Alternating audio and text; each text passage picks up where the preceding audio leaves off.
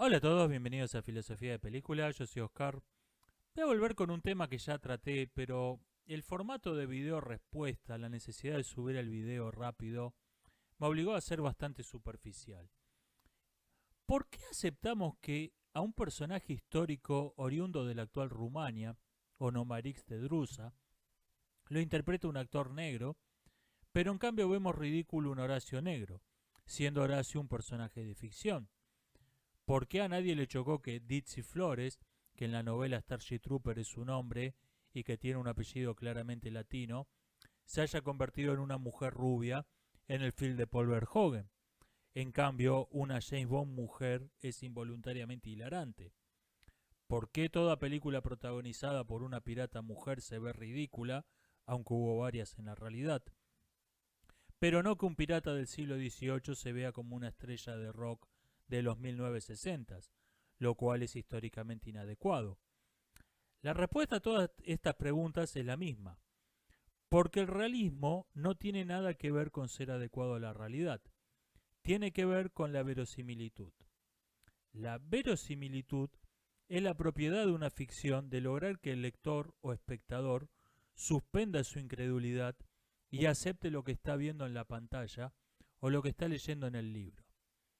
Hay numerosos factores que determinan que una historia sea verosímil o no. La coherencia psicológica de los personajes, la ausencia de agujeros de guión, la adecuación a las reglas de cierto género del que la ficción forma parte, un casting adecuado a los personajes, etc. Esto es tema para otro video, o mejor dicho, para otro canal y para otro youtuber.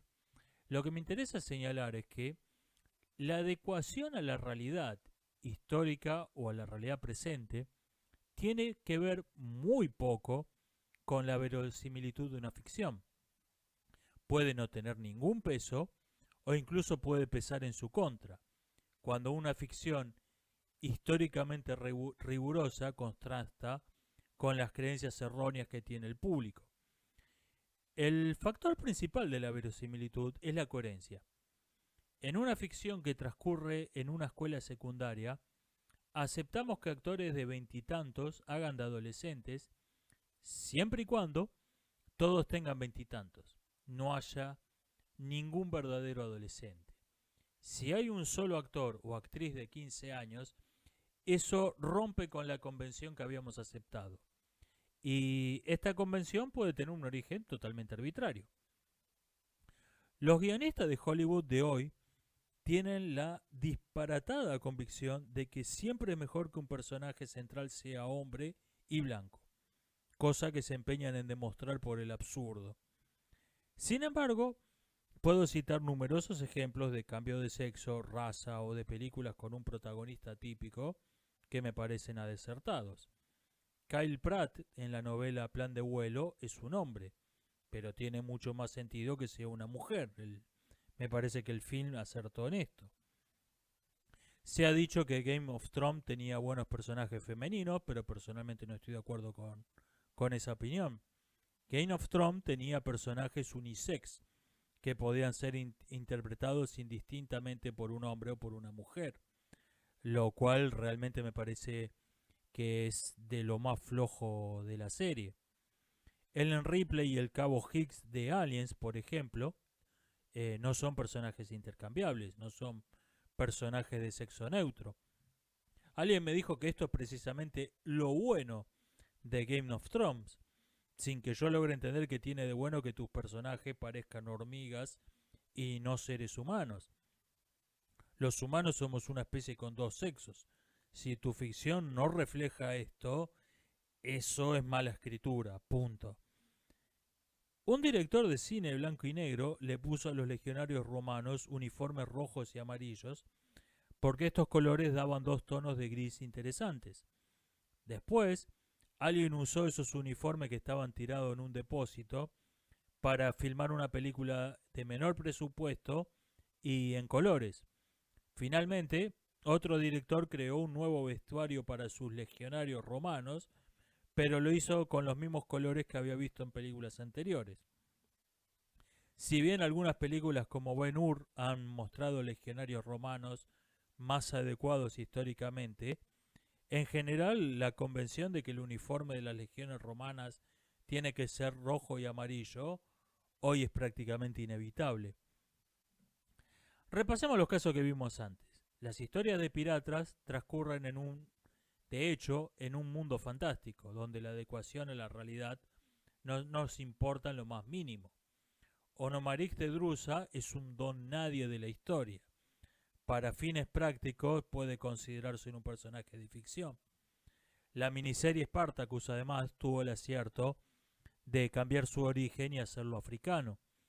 En la misma ficción, un personaje que está basado en el gladiador Barro de Cilicia, Barro con B corta, tiene un nombre germano que es más adecuado con el aspecto del actor que lo interpreta. Además, Barro no fue contemporáneo de los gladiadores que iniciaron la rebelión de esclavos del 73 a.C., por lo que incluirlo en la trama hubiese sido un anacronismo. Un Horacio Negro, en cambio, es absurdo porque contradice las convenciones establecidas en la obra de teatro. No cuentes con eso, querido amigo, que más tengo yo de antiguo romano que de danés. Bueno, no hace falta que tengas mucho de antiguo romano para que tengas más que de danés. Y en cuanto a Starship Troopers, digamos que no es Shakespeare. Cuanta más libertades se tome un director, cuanto menos fiel sea la novela, casi seguro que todo cambio va a ser para mejor. Ahora bien, por la confusión entre lo verosímil y lo adecuado a la realidad, el cine ha sido y es una importante fábrica de prejuicios y de falsas nociones históricas. Léase, una importante herramienta de propaganda. El salvaje oeste es una creación de escritores y directores de cine, una especie de tierra media de fantasía. El verdadero oeste americano del siglo XIX tenía estadísticas criminales más bajas que la de cualquier ciudad grande de hoy en día. Más aún, había ahí menos crimen que en el civilizado oeste de la misma época. Si el público cree que el uniforme de las legiones romanas era amarillo y rojo porque lo ha visto en 20 películas de romanos, ¿qué pasa si le pagamos o incentivamos de algún otro modo a 50 directores para que incluyan en sus películas que el grupo demográfico X ha causado numerosos males a la humanidad a lo largo de la historia? La película de propaganda es un producto infrecuente. El modo normal de usar el cine como instrumento de propaganda es incluir en cientos de films pequeños tópicos o ideas. Se busca el efecto confirmador, entre comillas, de la repetición, no darle un sermón de hora y media al espectador. Un hombre fuerte y bueno en los deportes, entonces es tonto, misógino y violento. Es inteligente, entonces es feo y poco atractivo para las mujeres, etcétera, etcétera, etcétera. Vemos estos clichés repetidos ad nauseam. Hidden Figures es una película basada en hechos reales que cuenta la historia real de todas estas mujeres negras musulmanas que crearon el programa Apolo en los años 1960. Hay un dicho en el cine que dice, basada en hechos reales significa, pasó más o menos así, pero con gente fea. Y quiero resaltar una parte de este aforismo. Pasó más o menos así. Hay una convención acá. Cuando el cineasta le dice al público que su film está basado en hechos reales, está diciendo que se tomó algunas libertades, pero que la historia que cuenta no es una incompleta invención suya. Tomemos por ejemplo una de mis películas favoritas, Carros de Fuego. El film se tomó algunas libertades con los hechos que narra. Por ejemplo, no mencionar que el equipo británico de running ganó la posta 4% en los primeros días de los Juegos Olímpicos de 1924, lo cual le restaba dramatismo al resto. Bueno, pasara lo que pasara, todos esos tipos ya se habían colgado una medalla de oro en el cuello. El drama quedaba diluido, era menos importante.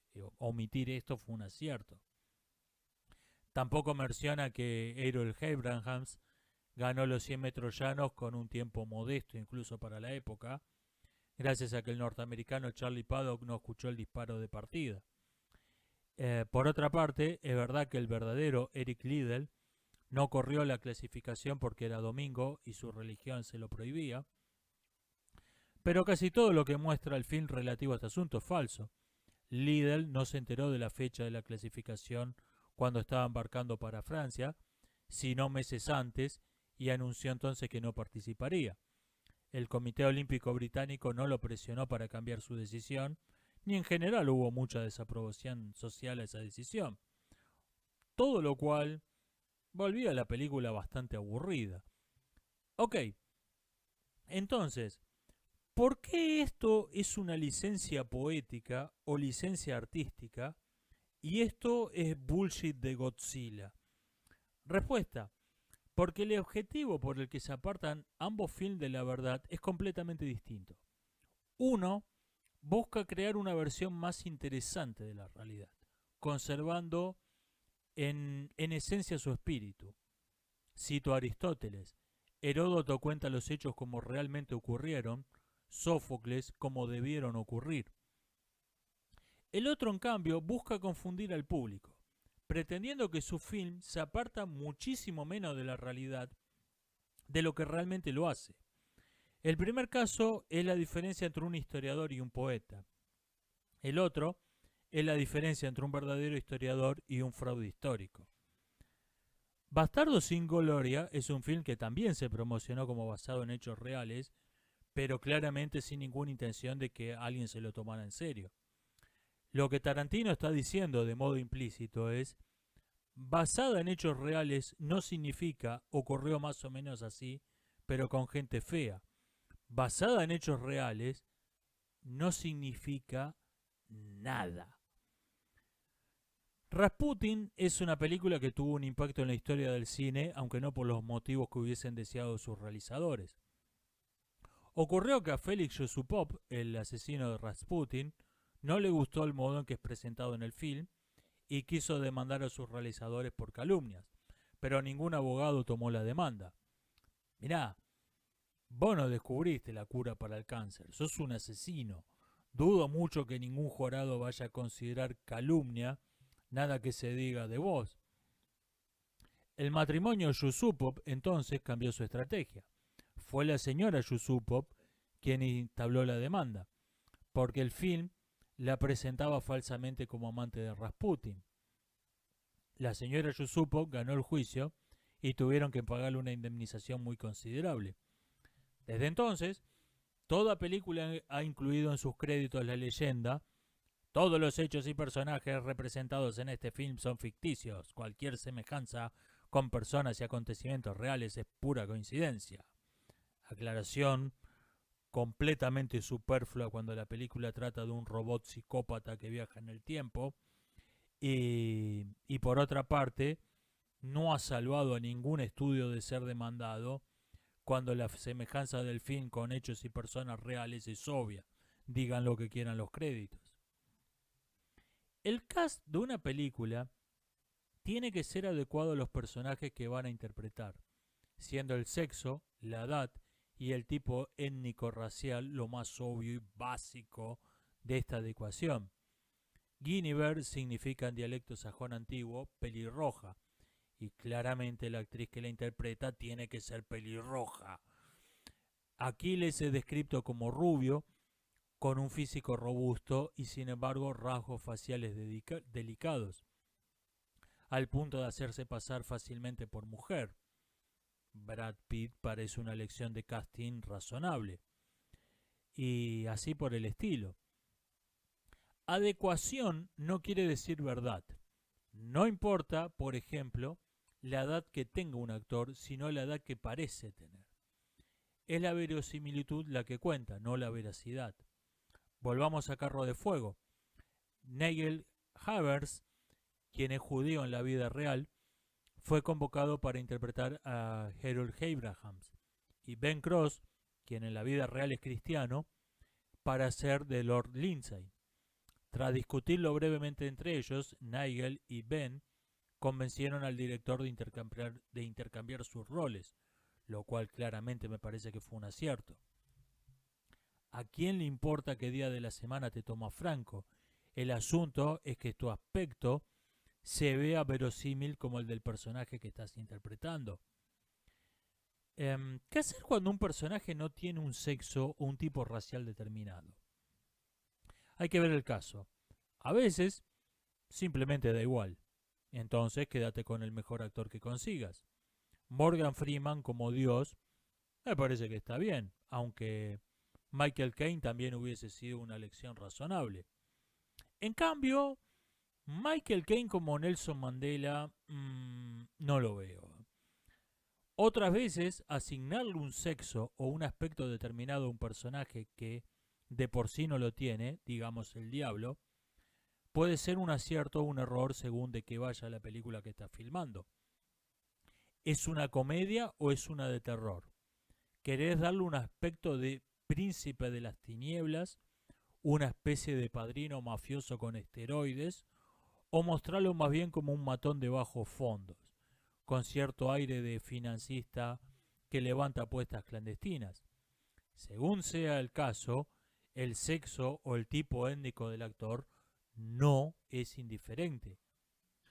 Cuando una película es en un 99% fantasía, nunca entendí esa manía de quedarse con ese otro 1% de nombres de personajes históricos, fechas y campos de batalla. Artemisia del Ponto no fue vendida como esclava de niña, ni fue educada por un aristócrata persa, ni murió en la batalla de Salamina, ni sabemos a ciencia cierta que haya sido amante de Temístocles. Aunque sí es verdad que ya los griegos antiguos tenían sus sospechas sobre esto. Entonces, ¿para qué ponerle el nombre de una persona real a un personaje de ficción? ¿Cuál es el punto? Pero veamos películas que se quedaron con algo más que eso. Tomemos por ejemplo esta imagen del Reino de los Cielos o Cruzada. Ok, espada larga, correcto. Las hebillas de las correas se ven sospechosamente modernas, pero vamos a concederle el beneficio de la duda en esto. Malla de acero, no armadura, correcto. La ropa sobre la malla, no al revés, correcto. Se ve que han estado haciendo los deberes, esto es un caballero del siglo XII. Pero en cambio en esa misma película tenemos esto. Los ejércitos cristianos, mayormente oriundos de Américas de Europa Central, quise decir, con arcos largos ingleses, y los musulmanes al servicio del rey de Damasco, con arcos curvos turcos. Esto es casi con certeza inadecuado históricamente, las dos cosas. Pero yo no lo llamaría un error. Los ejércitos tienen que verse diferentes para que el público los distinga. Esto es imprescindible en una escena de batalla. Ahora bien, viéndote obligado a ser históricamente inadecuado, ¿por qué no aprovechar la ocasión y darle a eso un valor simbólico? Estos son los ejércitos de Craso y Espartaco en la serie Spartacus. Y vemos acá varias oposiciones simbólicas. Orden versus libertad. Uniformidad versus diversidad. Liderazgo autoritario versus liderazgo de grupo. Cada soldado del ejército de Espartaco tiene distintas armas, distinto escudo y parece tener una cultura distinta. En la vida real el ejército de Espartaco debe haberse visto más o menos así, sin los estandartes romanos desde luego.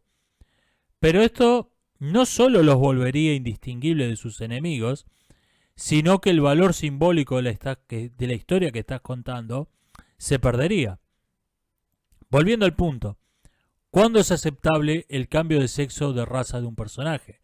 Respuesta, cuando tiene algún propósito o al menos cuando no te saca de la película. Y esto claramente puede tener un punto de subjetividad personal, incluso un punto de arbitrariedad completa. Esta película fue destrozada por algunas personas, porque mostraba a soldados negros en una Europa medieval. A lo que otros respondieron, bueno, también hay hombres lobos. Y realmente tienen su parte de razón ambos. La verosimilitud es una cosa muy extraña. es imposible de de reducir a una fórmula infalible, digamos el rigor histórico. A veces funciona, a veces no, por indicios que pueden ser muchas veces casi subliminales.